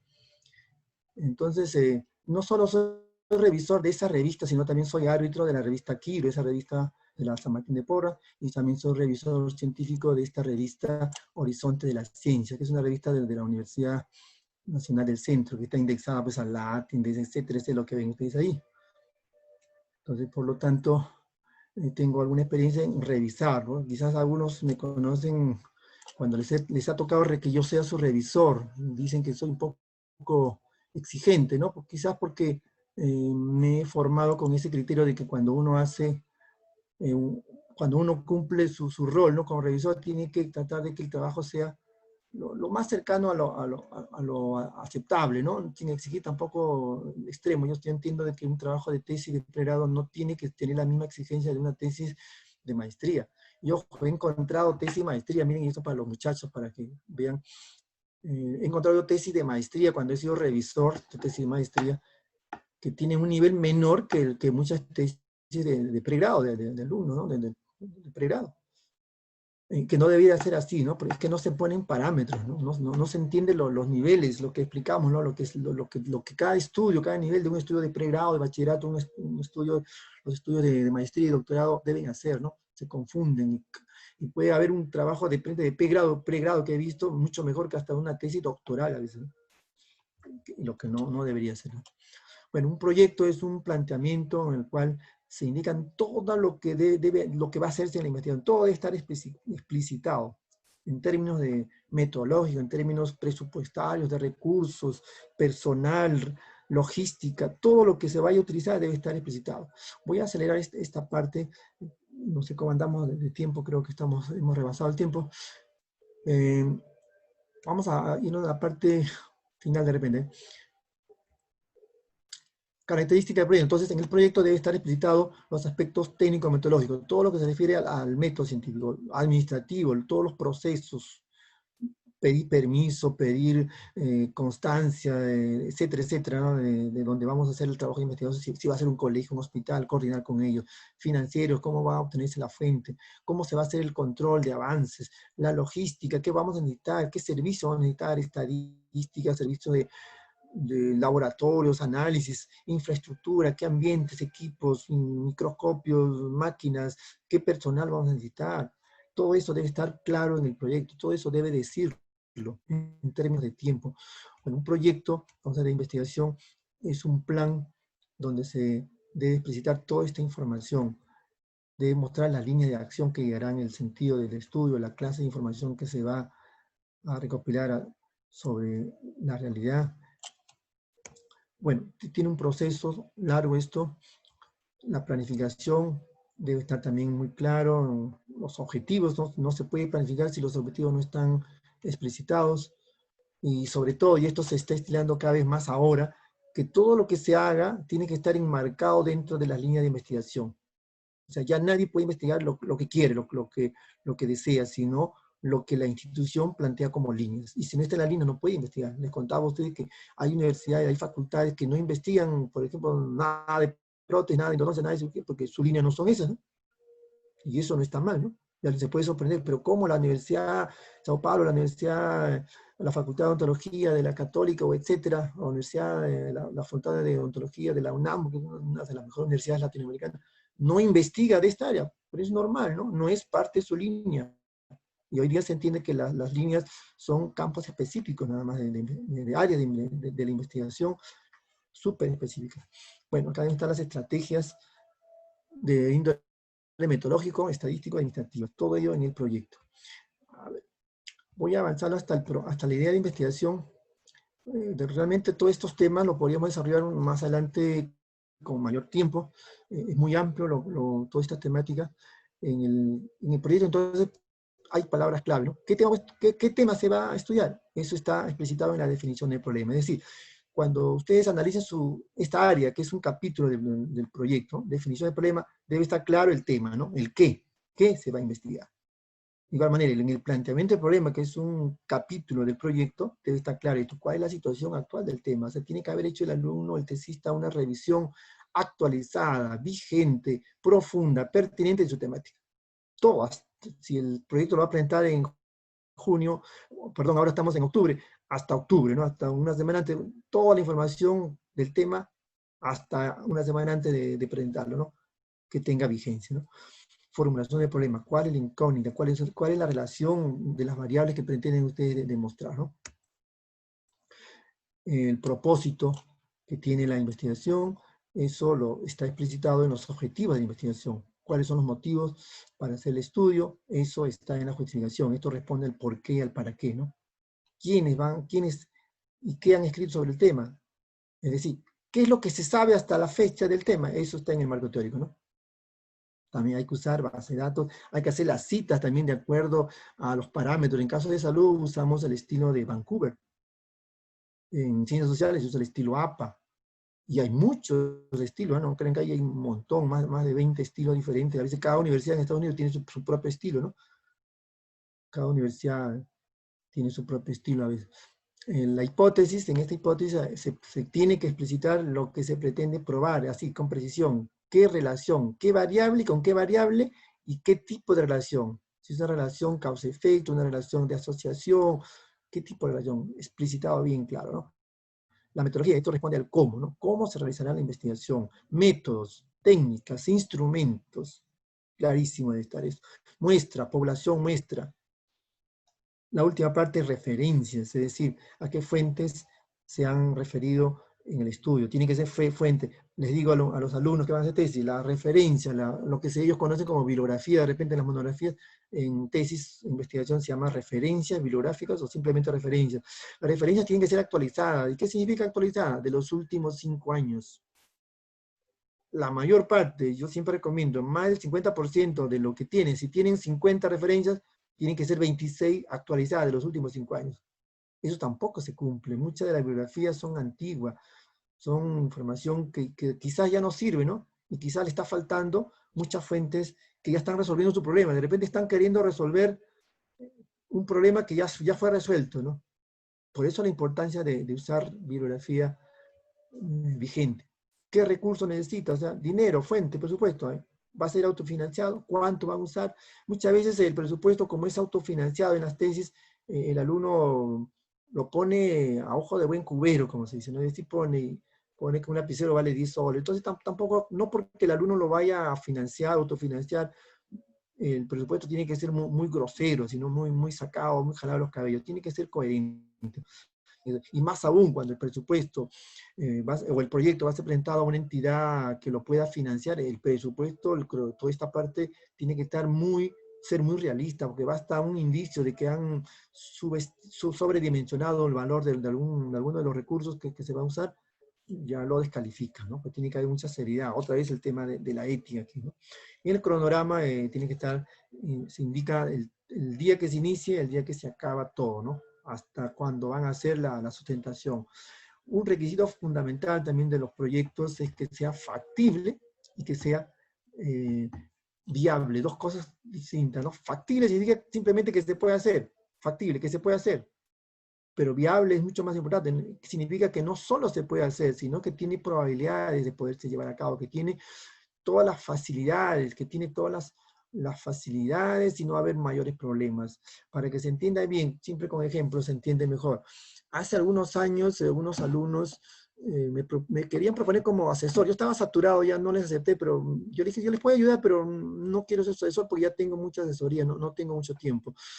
Ellos querían investigar sobre los problemas, algo así era el problema de investigación, era tratar de indagar cuáles son los indicios de corrupción en los procesos de presentación de una tesis, ¿no? Pues ya me decía, doctor, nos hemos dado cuenta que en la facultad algunos alumnos que presentan su tesis después y al final sustentan antes, ¿no?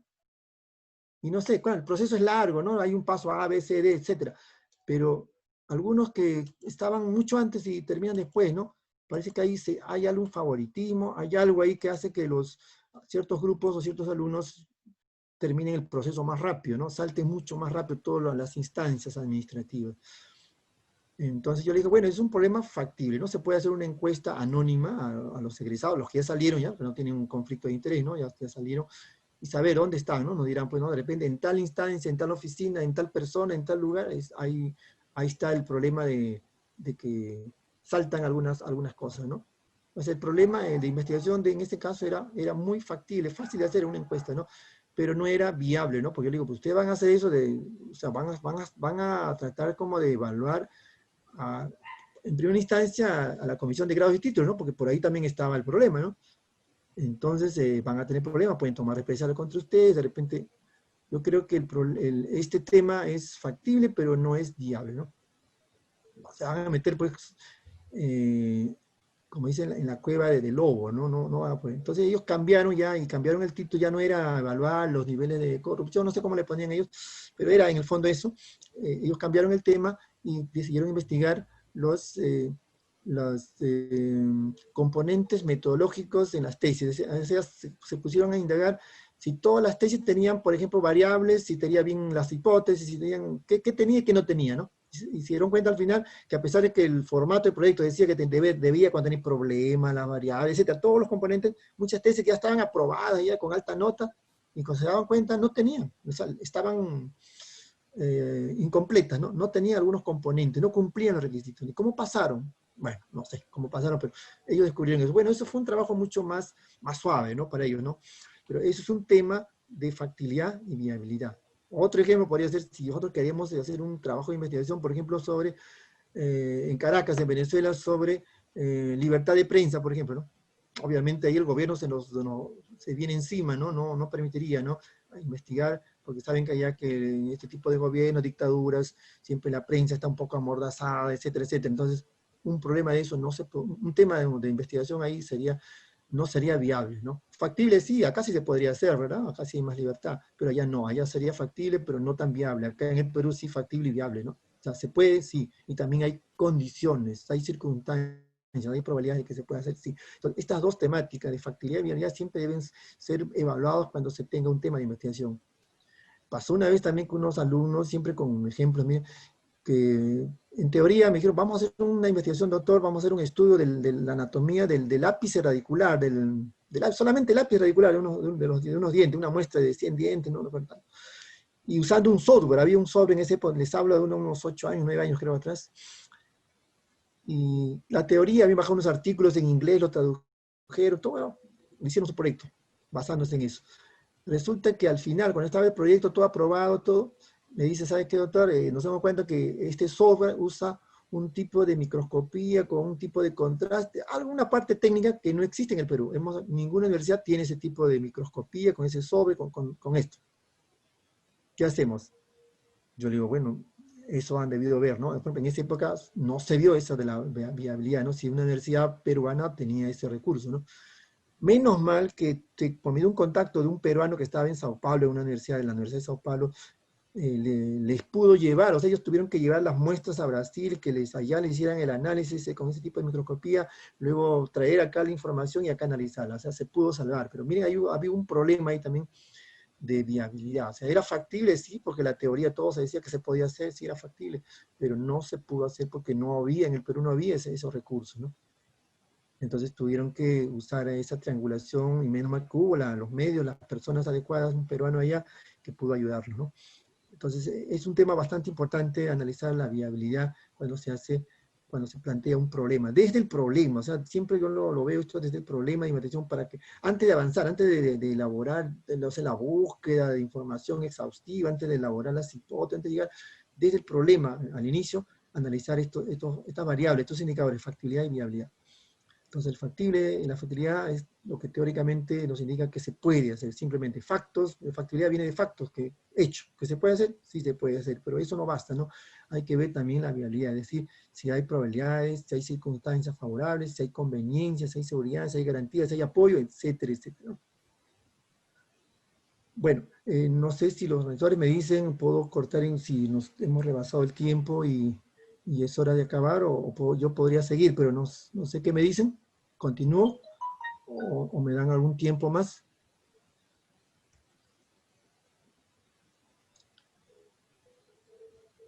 ¿Qué me dicen los organizadores? ¿Puedo continuar unos minutos o ya debo terminar? Doctor, buenas noches. Sí, ya Sí, estamos para acabar la ponencia ya, científica. ya. Entonces, ya, concluyo ahorita. Entonces, obviamente la temática da para más, yo encantado, en otro momento me invitan, completamos lo que estamos haciendo ahora. Bueno, para terminar, entonces un proyecto es la concepción, es la ideación que se tangibiliza en un documento, en un escrito, en un documento, que es el proyecto de investigación, donde está todo claro, el cómo, el qué, el con qué, el dinero, quiénes, el personal, recursos humanos, tiempos, ¿no? El cronograma, todo está claro. Luego la segunda fase ya que es el de la ejecución, también llamado trabajo de campo, ya se ejecuta todo lo que dice el proyecto, todo lo que dice el proyecto se hace. Se aplica los instrumentos, se procesa estadísticamente, se elabora resultados, tablas, gráficos, se hace interpretación, análisis, discusión, todo eso. Y se presenta. Eso también es sometido a una revisión, corrección, y una vez que está aprobado esto, y se le da fecha de sustentación al alumno, ya recién se puede elaborar un borrador de tesis que es presentado, ¿no? Que es presentado, igual después de la sustentación, bueno, por lo menos en nuestra universidad se estila que ese trabajo de investigación, aún en la sustentación, puede ser objeto de alguna observación y alguna corrección. Por lo tanto, hasta que no se sustenta, y eso en nuestro medio se estila, ¿no? En nuestra universidad, la tesis todavía no debería ser terminada o empastada definitivamente, ¿no? Porque en la misma sustentación podría surgir alguna observación más que implicaría que haga una corrección. Pero obviamente esto sería ya algo mínimo, ¿no? Porque en la revisión previa ya las cosas grandes han sido salvadas, ¿no? Serían solamente cuestiones de forma más que de fondo. Bueno, dejo ya ahí a los organizadores para que realicen ya la culminación. Me comprometo a terminar esto que no hemos terminado ahora, y cuando me inviten, encantado de volver a hablar de estas temáticas que me apasiona mucho. Gracias.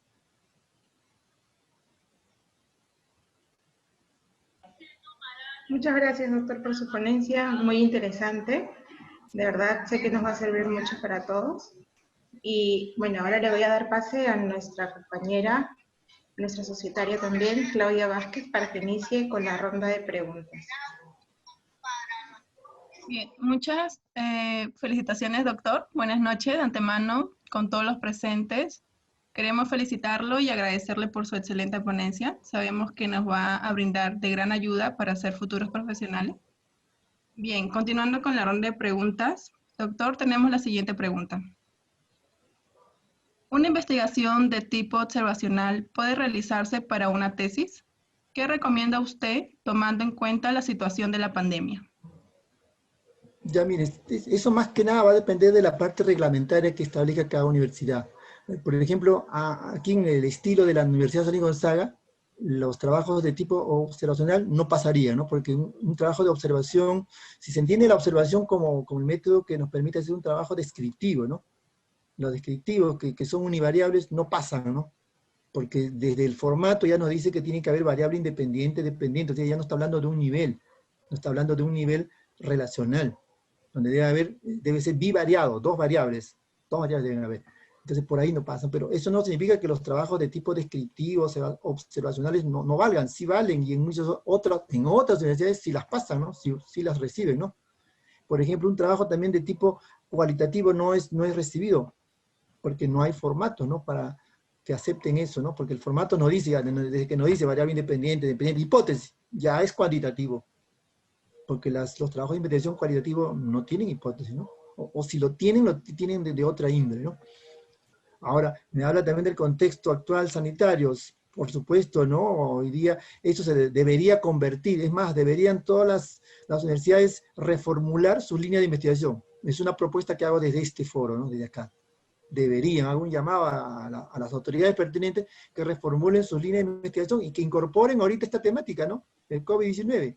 Porque estamos en una pandemia, pues, y una pandemia donde diario están muriendo miles de personas en el mundo, amerita que todos los centros de investigación universitarios o extrauniversitarios investiguen esto. Y la Universidad San Gonzalo debería incluir ya, ¿no? Una de sus líneas de investigación esta temática. Igual en ontología, ¿no? Ok, muchas gracias, doctor. La siguiente pregunta es, ¿qué tan confiables son las investigaciones con enfoques cualitativos? Bueno, ahí hay dos corrientes y dos posiciones, ¿no? Obviamente los que son de corte cuantitativo, los investigadores de corte cuantitativo, a veces no les parece dicen que las investigaciones cualitativas no son confiables, no valen, no sirven. ¿Por qué? Porque tienen el prejuicio de que todo lo que la estadística no puede manejar no es científico, ¿no?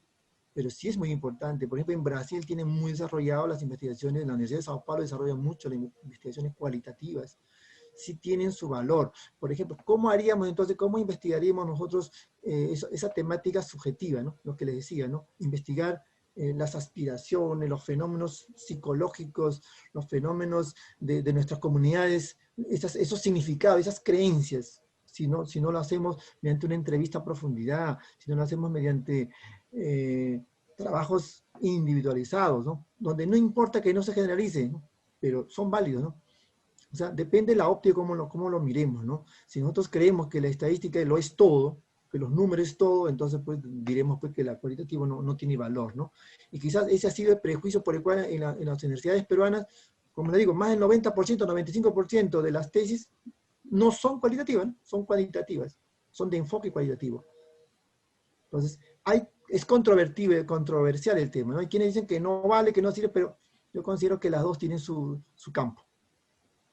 Ok, muchas gracias, doctor. La siguiente pregunta es, ¿para la tesis hay un mínimo de referencias bibliográficas?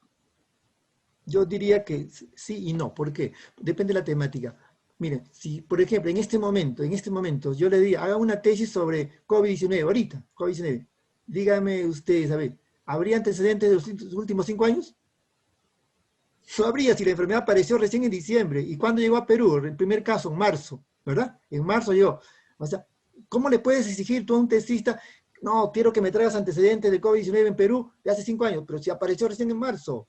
¿Se dan cuenta cómo eso depende? Y por eso decía, sí, no. En ese caso, pues, si la tesis me presenta una fuente limitada de 20 sería suficiente, ¿no? Pues si hay otra temática, pues caries, oiga, de caries hay pues millones de fuentes de información. En caries podría tener 300 y sería poco de repente, ¿no? O sea, depende de la temática. O investigar, por ejemplo, el Zika, que esta es una enfermedad nueva, ¿no? No hay mucha información. Entonces, en ese caso yo no podía exigirle. Yo no soy de que me dice, no, debe ser 50. Yo sé que hay profesores y de repente hay libros que dicen, no, debe ser 50. Yo no podría un número, ni 50, ni 100, nada. Obviamente no pueden ser 10 ni 15. Una tesis de pregrado no pueden ser, pues. ¿Y por qué es mejor que haya más información? Porque eso me indica el nivel de lectura. Cuando yo sé que el tesista ha leído mucha información, está mejor empapado, ¿no? O sea, una tesis que tenga, por ejemplo, 10, 12, es muy pobre, ¿no? Es muy pobre. Debe ser por lo menos 30, 40, 50, pero va a depender de la temática, como digo, ¿no? No todos los temas tienen mucha información. Si el tema no es muy estudiado, es nuevo, obviamente no le podemos exigir números, no podemos exigir números, ¿no? O sea, el número en realidad es relativo, depende de la temática. Ok, doctor, muchas gracias. Aquí tenemos otra pregunta, es la siguiente. ¿Una tesis, luego de ser aprobada y sustentada, puede ser convertida en artículo para ser publicado en alguna revista indexada? Por supuesto, eso debería ser. Y yo recomiendo a todos eso. Y justamente a todos los alumnos que yo tengo oportunidad de asesorarlos, les digo eso. Pero después se pierden, ¿no? Creo que les gana ya la carrera, el consultorio, las 4 paredes de consultorio y ya olvidan la tesis, ¿no? Porque siempre, sí, doctor, lo voy a llamar, vamos a hacer, usted me va a asesorar. Y ahí queda, ¿no? Todas las tesis, pero deben terminar, ¿no? Deben, ¿no? Terminar en un artículo. Ahora, no solo en un artículo, de repente hasta en 2 o 3 artículos, porque una tesis como tiene un formato grande, como se trabaja generalmente con una extensión mayor, podríamos usar la información de la tesis y descomponerla en varios artículos, ¿no? En 2 o 3 artículos, ¿no? Usando parcialmente la información. Pero no se trata de copiar, ¿eh? Ojo, lo que yo no estoy diciendo que la tesis la vamos a fragmentar y la vamos a copiar 3 veces, y eso, no se trata de copiar, tienen que ser trabajos nuevos, con nuevo enfoque, usando la misma temática, el mismo marco teórico, pero insertándole algunas variables nuevas. O sea, se tiene que hacer una innovación, no es copiar, no es pasarlo el mismo trabajo a un formato menor, no se trata de eso, ¿no? Ok, doctor, muchas gracias. Aquí también le comentan que quieren una segunda parte porque está muy interesante. Uh-huh. Qué bueno, eso me reconforta mucho porque quizás, yo sé que investigar no es fácil, ¿no? Yo les cuento mi experiencia también cuando fui alumno, igual el tema de investigación me parecía una cosa muy tediosa. Quizás en aquella época no estaba muy difundida la investigación y los profesores que ni siquiera nos enseñaron, ¿no? Nunca nos enseñaron investigación, ¿no? Cuando llegó la hora de hacerlo, pero era un mundo, ¿no? Para uno y autoinstruirse es todo un problema, ¿no? Y me agrada que les haya interesado porque, bueno, hemos empezado con esta parte un poco árida, la parte inicial, un poco mucha teoría, pero de repente la parte más sustancial era lo que íbamos a entrar, ¿no? La parte ya aplicativa, ¿no? Cómo entrar a la idea de investigación, cómo formular el problema, ahí tenía ejemplos que hacer. Bueno, encantado yo para volverles a brindar otra charla sobre esto, continuar lo que iba a decir y que no hubo tiempo, ¿no? Sí, doctor, muchas gracias. Felicitaciones nuevamente. Muchas gracias también a ustedes por la invitación. Y bueno, también agradecerle porque ayer que coordinamos me anunciaron que, bueno, me propusieron que sea asesor de su organización, de su círculo, ¿cómo le llaman?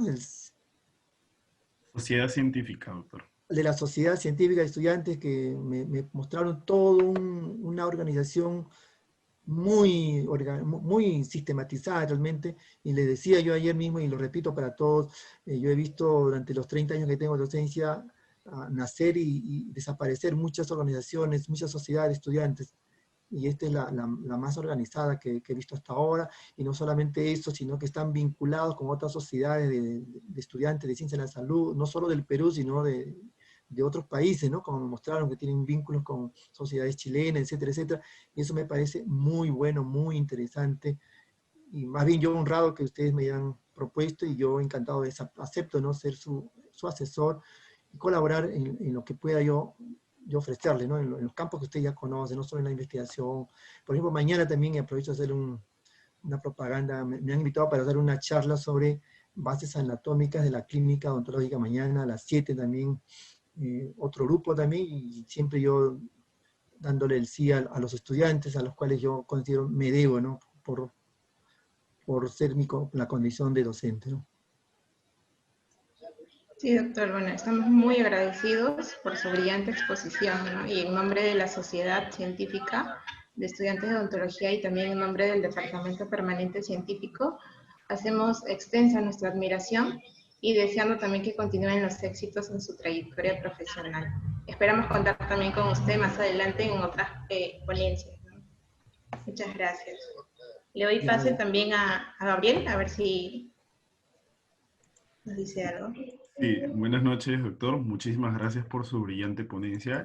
En nombre de la sociedad, todos estamos muy agradecidos por compartirnos sus conocimientos y sobre todo por fomentar la investigación en pregrado, que es lo más importante para nosotros como estudiantes y bueno, lo que necesita nuestra universidad.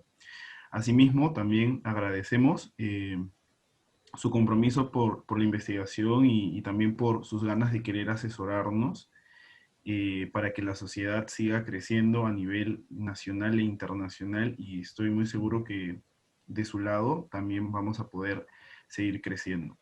También invitar a todos los estudiantes de nuestra universidad y de nuestra facultad que puedan estar más atentos a nuestras actividades para que así puedan aprender más de investigación. También agradecer, doctor, la presencia de docentes de nuestra universidad que han estado aquí en la ponencia científica, escuchándolo atentamente, como es el caso de la doctora Solano, he visto que ha estado presente, el doctor Víctor Reyes también ha estado presente, escuchando atentamente sus ponencias.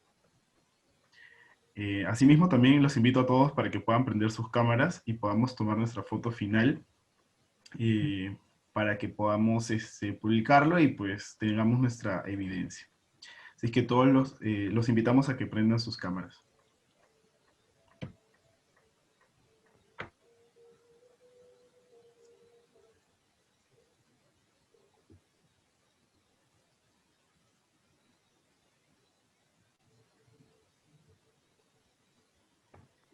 Excelente. Fátima, ¿estás ahí? Sí, no te escucho. ¿Sí, sí? Ya. Creo, ¿se escucha? Ah, ya. Sí, ¿se me escucha? Sí, Fátima. Esperamos un ratito más para que todos prendan sus cámaras. Unos segundos.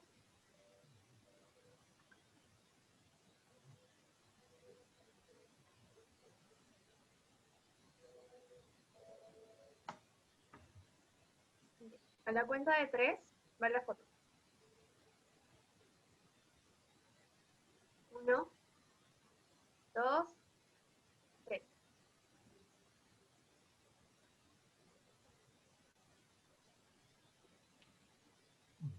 Dale.